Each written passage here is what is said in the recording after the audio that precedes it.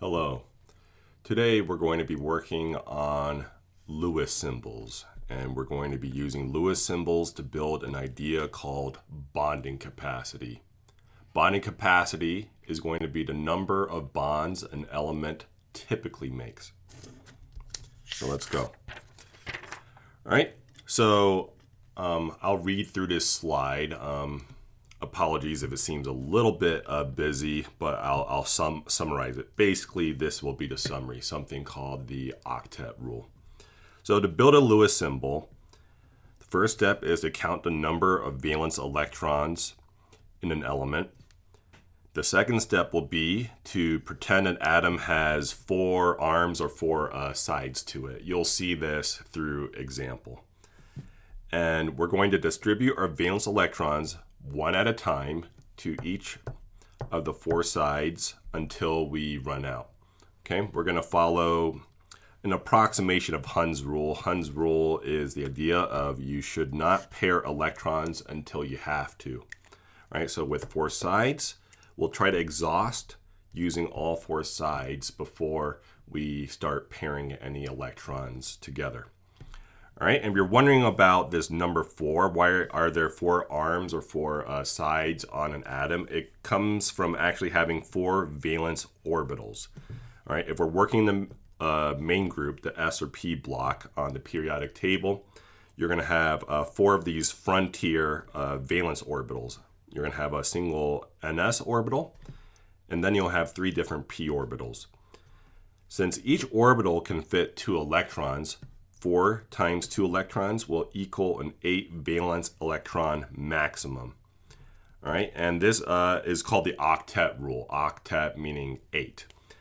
Octet is going to be a Goldilocks number. We're going to see that many compounds can have structures explained by having an octet, 8 electrons on the atom. That can be through sharing electrons, or that can be through the transfer of electrons. But either way, we see that for many chemical structures, we see an octet, 8 electrons around that element. So we're going to shoot for octets. We're not going to go over octet. We're not going to go under. We're going to be just at octet. The only example of elements for now at this intro chemistry level that doesn't do octet would be hydrogen and helium. They do not have any frontier. I keep using that word frontier. That means valence. It doesn't have any. They don't have any valence orbitals other than the s orbital. They don't have any p valence orbitals, so they're only going to have a 2 electron maximum, and that's going to be a duet rule, meaning just 2. All right, so let's build the Lewis symbols for the first 10 elements. All right, we're going to do the first 10 elements. So we'll be looking at hydrogen, helium, lithium, beryllium, boron, carbon, nitrogen, oxygen, fluorine, and neon. One thing that's nice about reviewing these first 10 elements, especially in the second row, once you know these first elements, you'll know basically how the other elements work below it. So if you know how nitrogen works, you'll know how phosphorus, arsenic, antimony, bismuth work, just going down the column. So knowing the top means you basically know the whole periodic table. All right, so let's do this. So we'll start with hydrogen. Hydrogen has 1 valence electron. There it is. Helium has 2 valence electrons. This is the only time you're going to pair immediately. That's because there are no p orbitals for helium. Okay, so far we've gone 1, 2. And when you're talking about valence electrons, helium, you could argue, really belongs right there. All right, 1, 2. Now we're going to go to lithium. And we're going to start with 1 valence electron again, because remember, the first 2 electrons for lithium are core electrons. So in other words, you could just mark off your periodic table this way.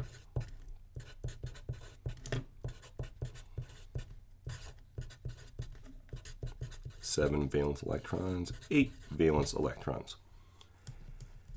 We'll just be following those numbers. All right, so let's do lithium. And I'm going to draw this dot nice and thick so that we don't confuse the dot in the eye of lithium for being an electron.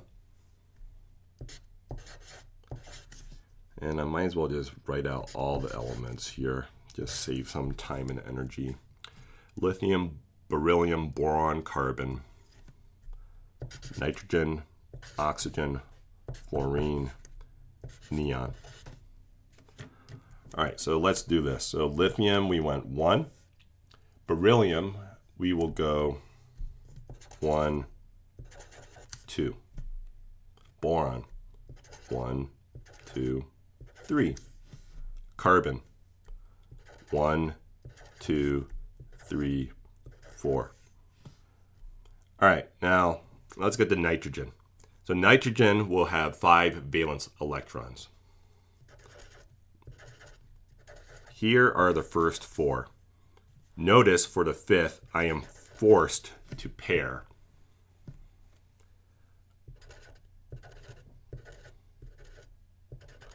All right, for number 6, you could put it here, or you could put it there, or you could put it there. It does not matter. Fluorine.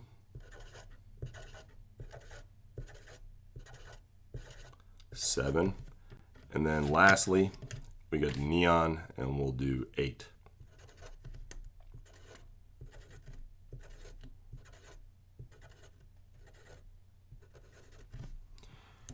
And here are our first 10 Lewis symbols. All right, so this is what makes a Lewis symbol very powerful. This idea of bonding capacity. Okay, so bonding capacity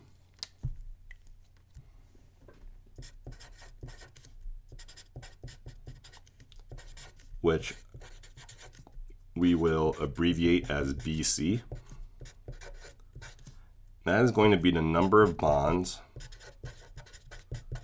typical for an element. And the way we will figure that out is going to be by looking at the number of unpaired electrons in the Lewis symbol.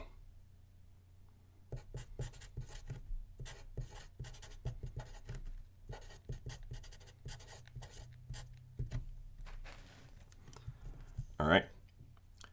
So let's look for the all the unpaired electrons across all the Lewis symbols. Here's 1. Here's 1, 2, 3, 4. Now with nitrogen, I want you to notice that there will only be 3. Indeed, we had 5 valence electrons, but only 3 are unpaired. Okay? Oxygen goes to 2, fluorine, 1, neon, nothing. Okay? So this is really powerful because by looking at a Lewis symbol, we can have a prediction for how many bonds that element will typically make. We will form a picture in our mind of what we can typically expect. We can get used to the idea that hydrogen makes 1 bond and 1 bond only.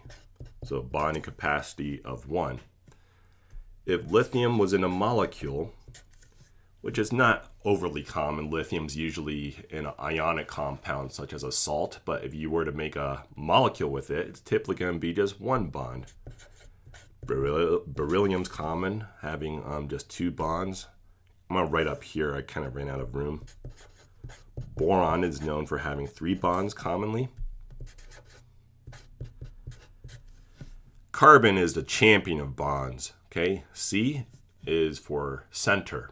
Okay, C is for carbon is a great central element.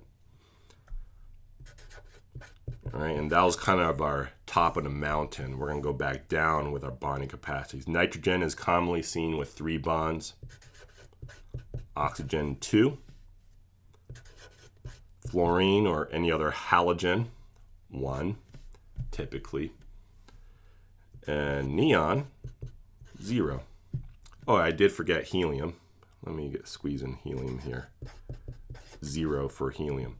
So a new definition for a noble gas is an element with no bonding capacity. So helium and neon both have that in common. All right. I use green circles to represent the unpaired electrons for bonding capacity. And now we can point out lone pairs, which are also known as non-bonding pairs.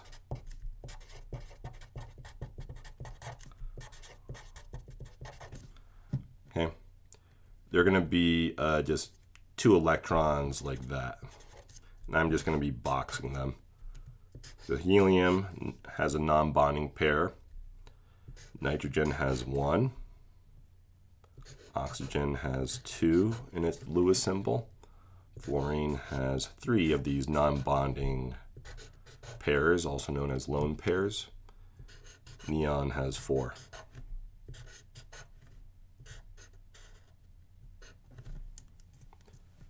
All right, there you go. Here are our Lewis symbols. Okay. Another thing I like about the Lewis symbols is like we can see something for like nitrogen, for example, we can see commonly we'll be making 3 bonds, but we also see a lone pair in the Lewis symbol. You'll also see that many nitrogen compounds will often have a lone pair on the nitrogen. So that's something we can get used to seeing. Same thing with oxygen. You'll often see it with 2 bonds and 2 lone pairs. And those bonds, you could have like a single bond here, another single bond there, like in water. Or you might have a double bond, like in carbon dioxide. But either way, it's 2 bonds with 2 lone pairs on the oxygen. Very common, all right? And so on and so forth. I do want to say something about Lewis symbols, though. Not all chemistry curriculums or teachers end up teaching about Lewis symbols or bonding capacity. The idea of being hesitant to teach Lewis symbols or bonding capacity is that there's sometimes exceptions to these bonding capacities. I personally feel, though, if I teach you where an exception could occur, you'll just know to look out for that. All right. For example, sometimes boron is seen making 4 bonds, but often in those scenarios, you might have a boron with a minus charge on it, which means you're going to have 4 unpaired electrons. Because it has a minus charge, you added an electron. How about for nitrogen? Sometimes you'll see nitrogen making 4 bonds. Well, if you had a positive charge on it, that means you would have lost that 5th electron. And so you would also have 4 electrons around the N plus. Okay. Ions where you could see this happening would be like this borohydride anion, BH4 minus. And for nitrogen, like the ammonium cation, that would be one where you'd see nitrogen with 4 bonds. Okay. And this can happen in other ways. You could see maybe like a nitrogen having 4 bonds.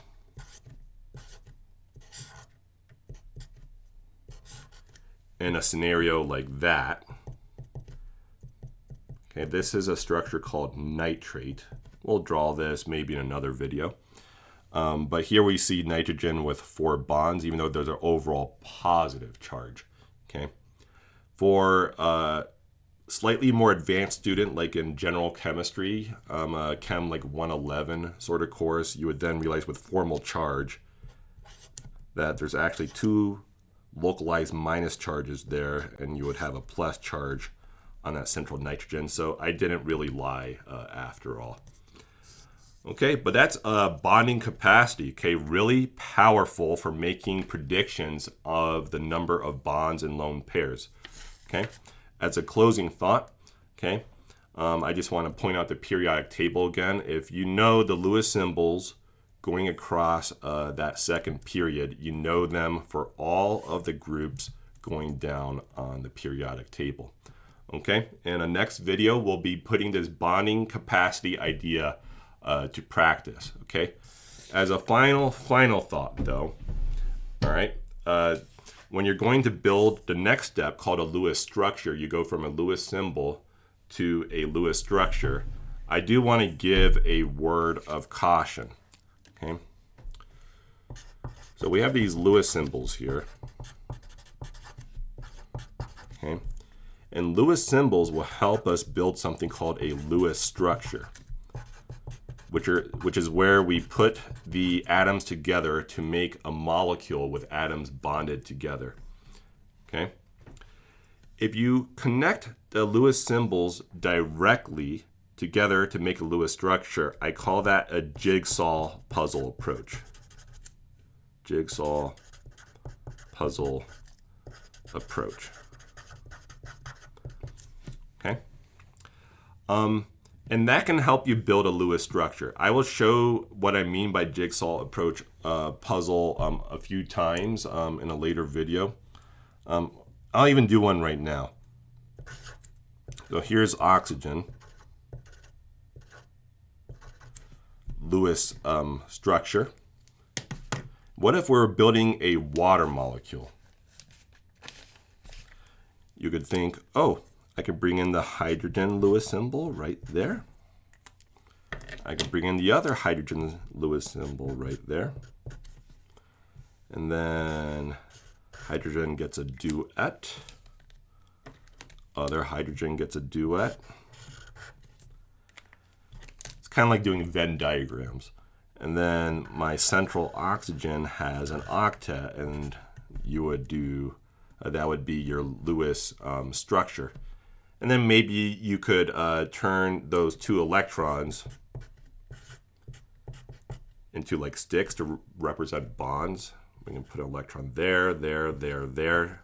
A bond is two electrons that are shared together. And don't forget those lone pairs. And you can draw water that way as well. So that's why I call it a jigsaw puzzle approach. I don't have exact data for this, okay? But my experience would make me guess a number that this works only about 80% of the time. It could even be a lower number, all right? So that may sound pretty good, but if you're thinking about like an exam situation, homework situation, you have a 1 in 5 chance of being wrong. That's not so great, okay? So this jigsaw puzzle approach, I'm going to kind of put a soft X on it. I'll show it a few times also in future videos, but I'm also going to show you times where it does not work. That's often going to be structures where you have double bonds or triple bonds. Okay. It could also happen in structures where you have, this may sound a little bit weird, but a 1.5 bond or something like that. Somewhere between a single bond or a double bond, that's where you have resonance structures that are possible. So the point being, jigsaw puzzle approach, it's pretty good. I think it's really good for first visualizing how to build structures. But in our next video, we're going to have a new approach where we kind of start from scratch, okay? So what I mean by starting from scratch is you'll have your hydrogen here. If we're working on a water example, another hydrogen here. We'll have our oxygen. But as we try to build the structure, okay, it's going to kind of be like going to a concert where they ask you to like check your stuff in like your cell phone or whatever before you enter the concert hall, so you can't take, pictures or whatever. So we're going to just take all of these electrons and we're going to just check them at the door. And then the hydrogen and the oxygen and the other hydrogen will enter the room.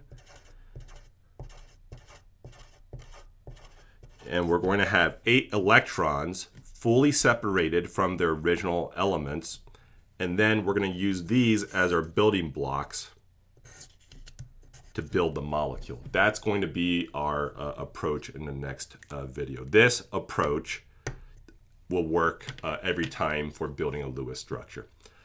All right, so can't wait to make the next video, but I think that's a good stopping point. Let me know if you have any questions. Hope you have a great day. Take care.